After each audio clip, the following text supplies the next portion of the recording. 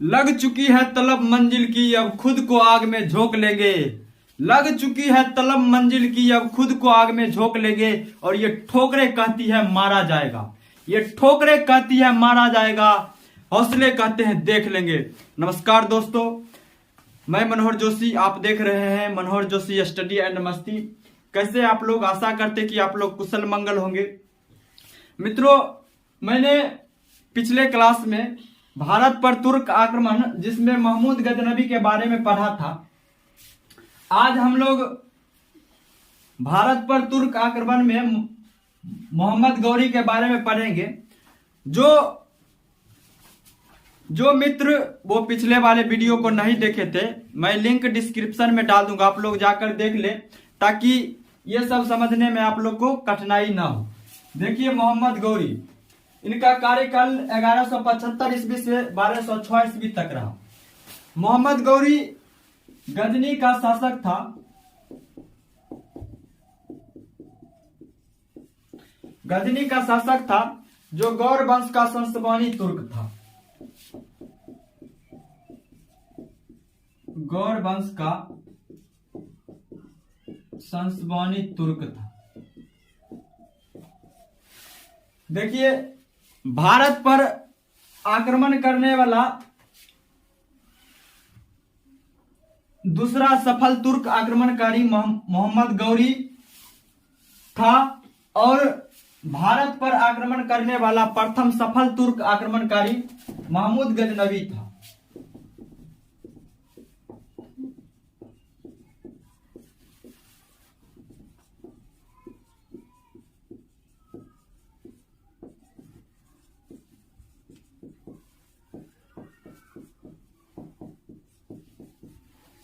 देखिए, महमूद गजनबी का भारत पर आक्रमण करने का उद्देश्य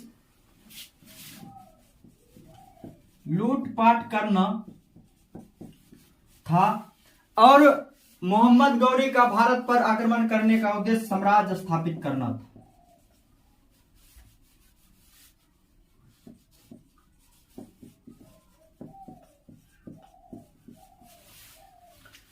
मोहम्मद गौरी, जिनका कार्यकाल 1175 से 1206 ईस्वी तक रहा। मोहम्मद गौरी गजनी का शासक था, जो गौर वंश का संस्थापनी तुर्क था। देखिए, भारत पर आक्रमण करने वाला दूसरा सफल तुर्क आक्रमणकारी मोहम्मद गौरी था, और भारत पर आक्रमण करने वाला प्रथम सफल तुर्क आक्रमणकारी महमूद गजनबी था। महमूद गजनबी का भारत पर आक्रमण करने का उद्देश्य लूटपाट करना था, और मोहम्मद गौरी का भारत पर आक्रमण करने का उद्देश्य साम्राज्य स्थापित करना था। देखिए, 1175 ईस्वी में मोहम्मद गौरी ने सिंध के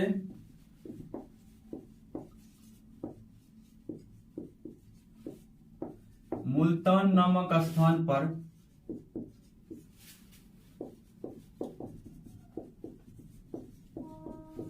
आक्रमण किया।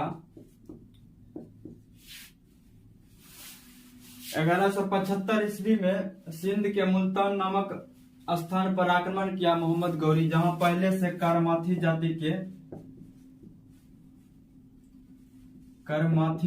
के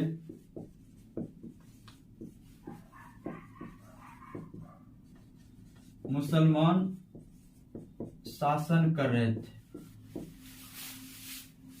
1178 ईस्वी में मोहम्मद गौरी गुजरात पर आक्रमण करने के उद्देश्य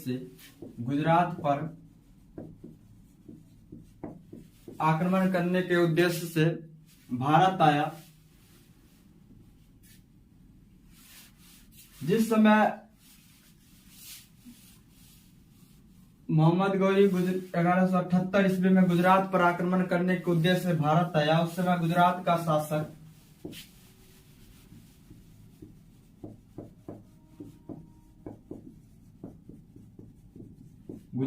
शासक भीम द्वितीय या मोल्ला द्वितीय था।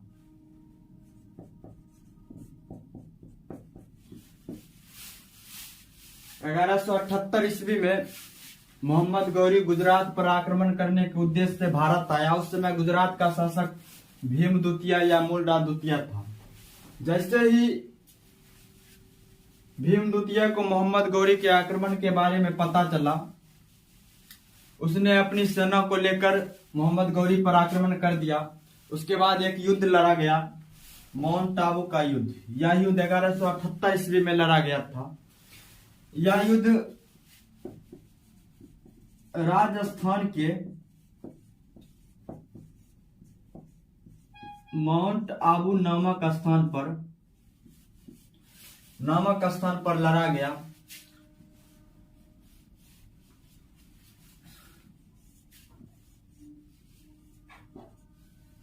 यह युद्ध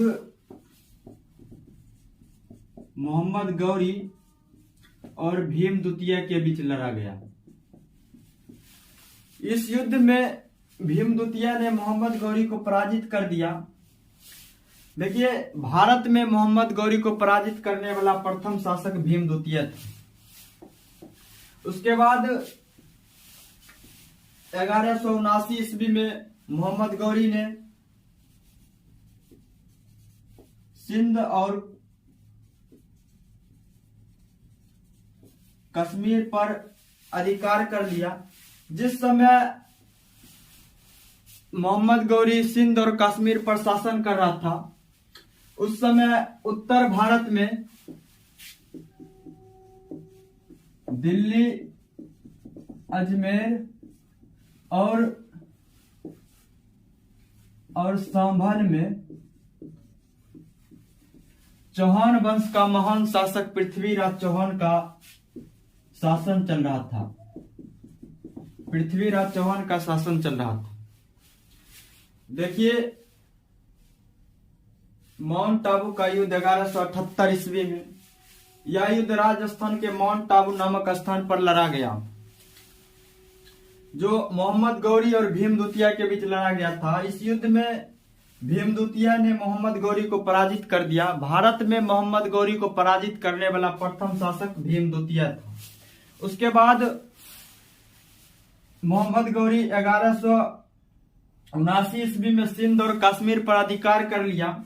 जिस समय मोहम्मद गौरी सिंध और कश्मीर पर शासन कर रहा था, उस समय उत्तर भारत में दिल्ली, अजमेर और संभल पर पृथ्वीराज चौहान का शासन चल रहा था। देखिए, चौहान वंश की स्थापना वासुदेव चौहान के द्वारा किया गया।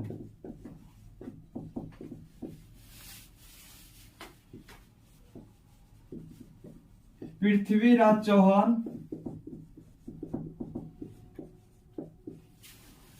का वास्तविक नाम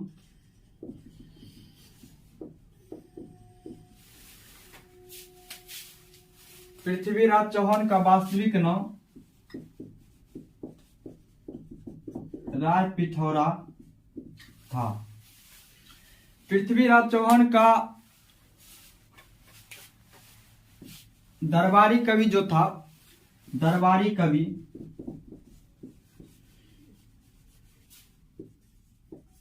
वो चंद्रवरदायी था।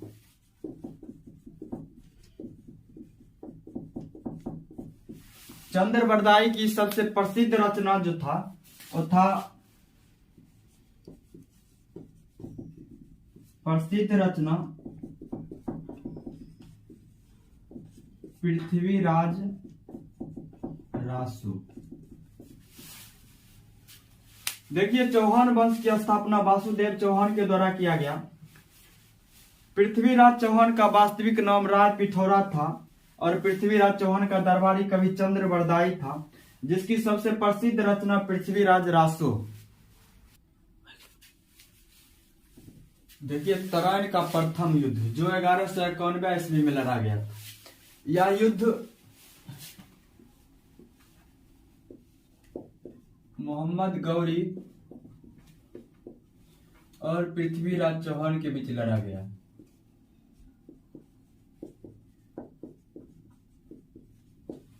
इस युद्ध में पृथ्वीराज चौहान ने मोहम्मद गौरी को पराजित कर दिया।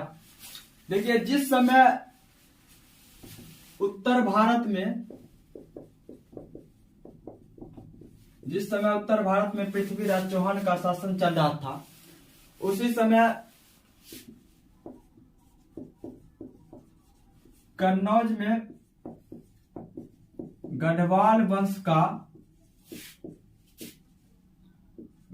वंश के शासक जयचंद्र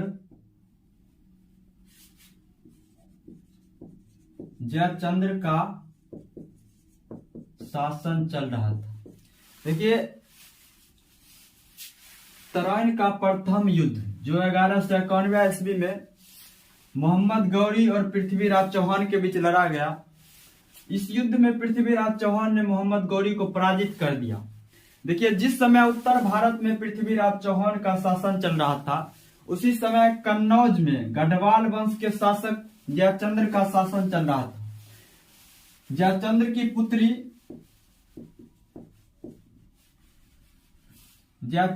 पुत्री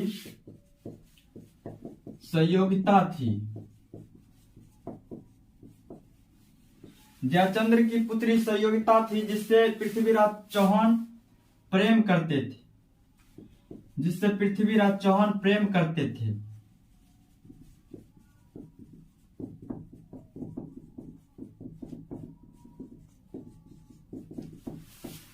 पृथ्वीराज चौहान ने संयोगिता को अपहरण कर उससे विवाह कर लिया। उसके बाद जयचंद्र ने इस अपमान का बदला लेने के लिए मोहम्मद गौरी से जाकर मिल गया। तराइन का दूसरा युद्ध 1192 ईस्वी में लड़ा गया। यह युद्ध मोहम्मद गौरी और पृथ्वीराज चौहान के बीच लड़ा गया।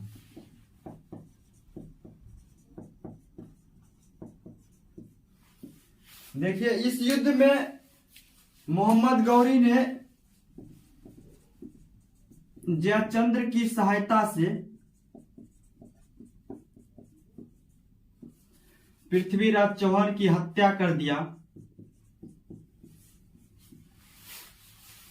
उसके बाद देखिए, 1192 ईस्वी में एक प्रसिद्ध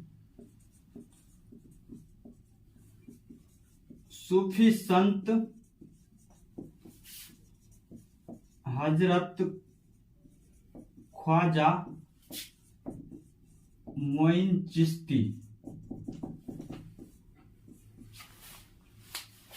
तराइन का दूसरा युद्ध 1192 ईस्वी में, यह युद्ध मोहम्मद गौरी और पृथ्वीराज चौहान के बीच लड़ा गया। इस युद्ध में मोहम्मद गौरी जयचंद्र की सहायता से पृथ्वीराज चौहान की हत्या कर दिया। उसके बाद 1192 ईस्वी में एक प्रसिद्ध सूफी संत हजरत ख्वाजा मोइन चिश्ती का आगमन भारत में हुआ, जिसने भारत अजमेर में सूफीज़्म की स्थापना किया।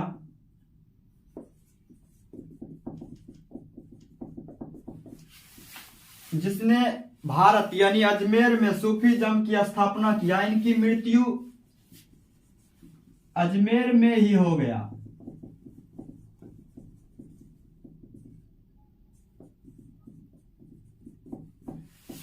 जहां दरगाह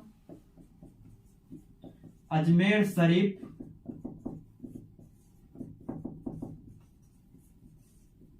स्थित है।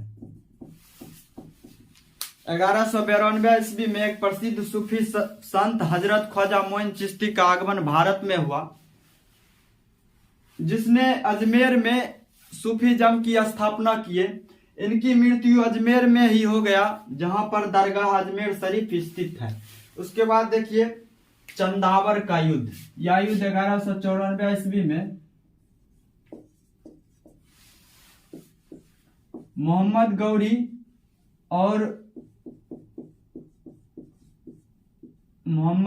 और जयचंद्र के बीच लड़ा गया। इस युद्ध में मोहम्मद गौरी ने जयचंद्र को पराजित कर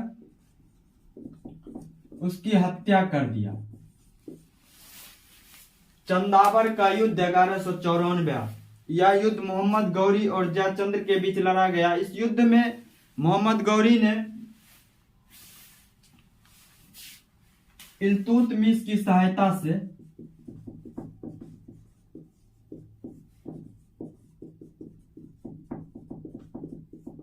इल्तुतमिश की सहायता से जयचंद्र को पराजित करके उसकी हत्या कर दिया।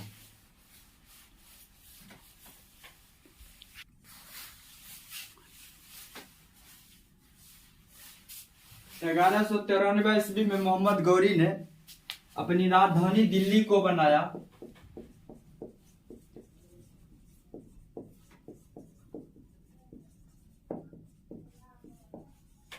दिल्ली को बनाया।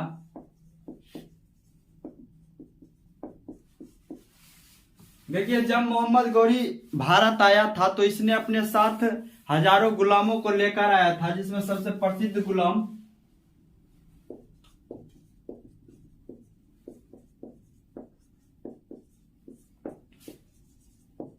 कुतुबुद्दीन ऐबक,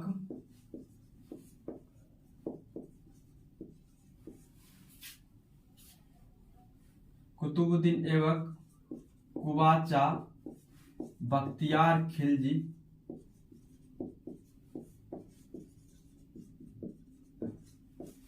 और यल्दौज था।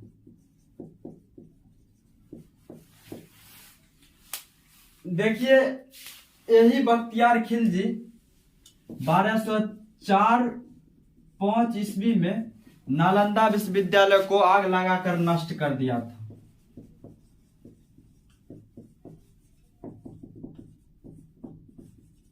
नालंदा विश्वविद्यालय को आग लगाकर नष्ट कर दिया।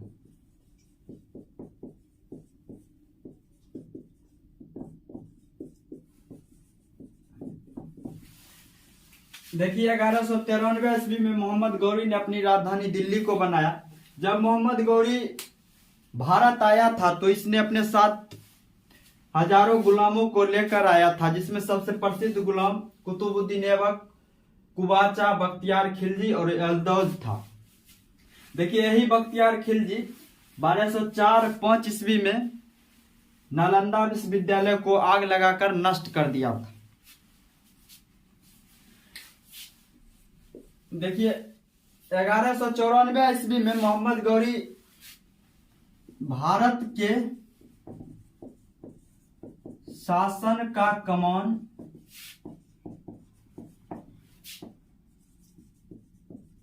अपने दामाद कुतुबुद्दीन ऐबक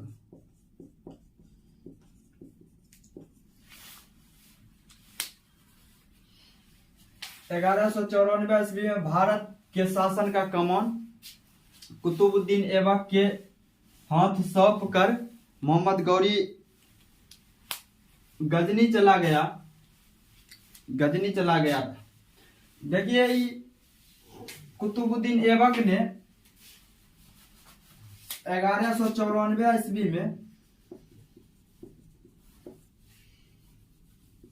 1194 ईस्वी में भारत का प्रथम मस्जिद कुब्बत उल इस्लाम दिल्ली और 2.5 दिन का झोपड़ा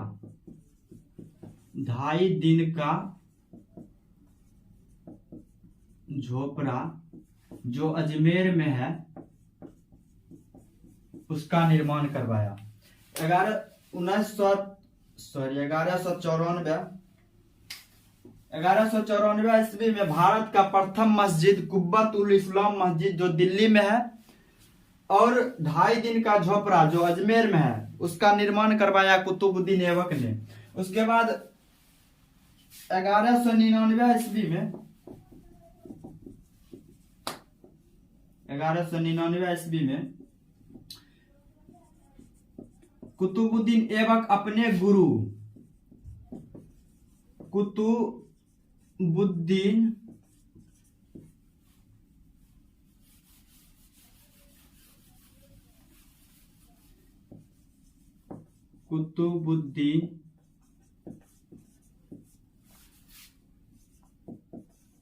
बख्तियार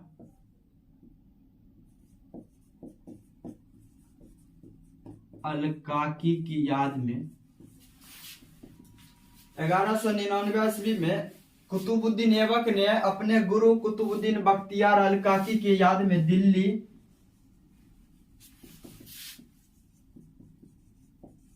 दिल्ली के मेहरौली नामक स्थान पर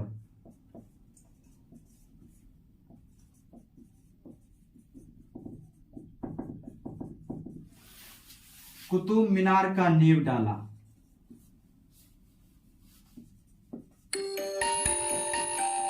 कुतुब मीनार का नींव डाला, जिसे 1229 ईस्वी में इल्तुतमिश ने पूरा किया।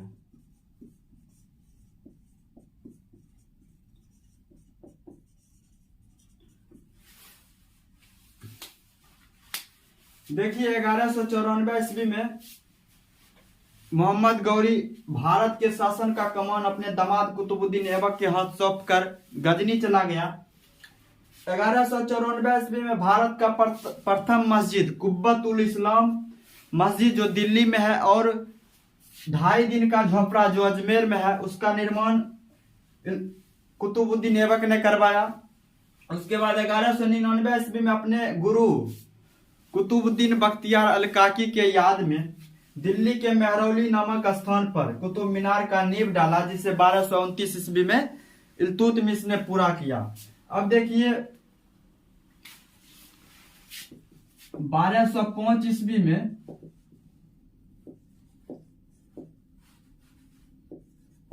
मोहम्मद गौरी वापस भारत आया। 1205 ईस्वी में मोहम्मद गौरी वापस भारत आया और 1206 ईस्वी में जब यह वापस गजनी जा रहा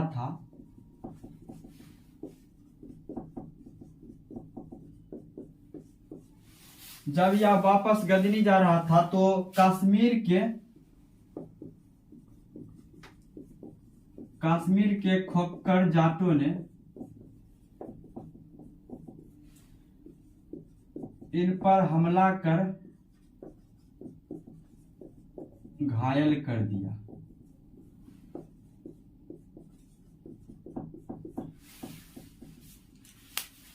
बारह सौ 5 ईस्वी में मोहम्मद गौरी वापस भारत आया था। 1206 ईस्वी में जब मोहम्मद गौरी वापस भारत से गजनी जा रहा था तो रास्ते में कश्मीर के खोक्कर जाटों ने इन पर हमला कर दिया, जिसके कारण इनकी मृत्यु 1206 ईस्वी में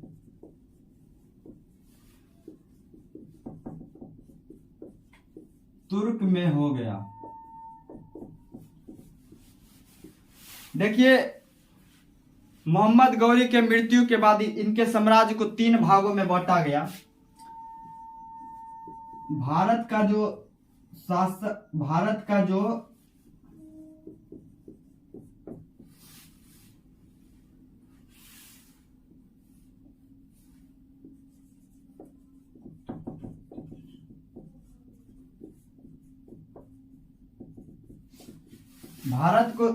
का जो हिस्सा लिया वो कुतुबुद्दीन ऐबक लिया और काबुल और कंधार का जो अगला शासक बना था वो था कुवाचा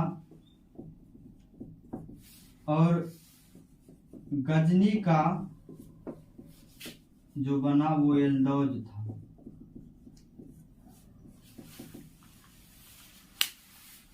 देखिए 1206 ईस्वी में जब यह वापस गजनी जा रहा था तो कश्मीर खोक्खर जाटों ने इन पर हमला कर दिया, जिसके कारण इनकी मृत्यु 1206 ईस्वी में तुर्क में हो गया।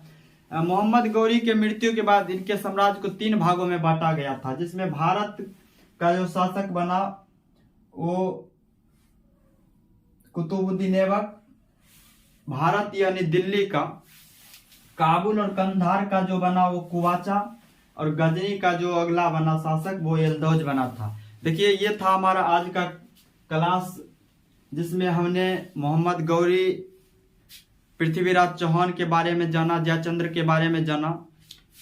ये हमारा भारत पर तुर्क आक्रमण था। तो आप लोग को कैसा लगा ये क्लास?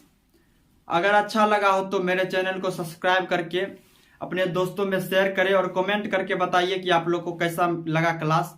फिर मिलते हैं हम लोग अगले वीडियो में, तब तक के लिए जय हिंद, वंदे मातरम।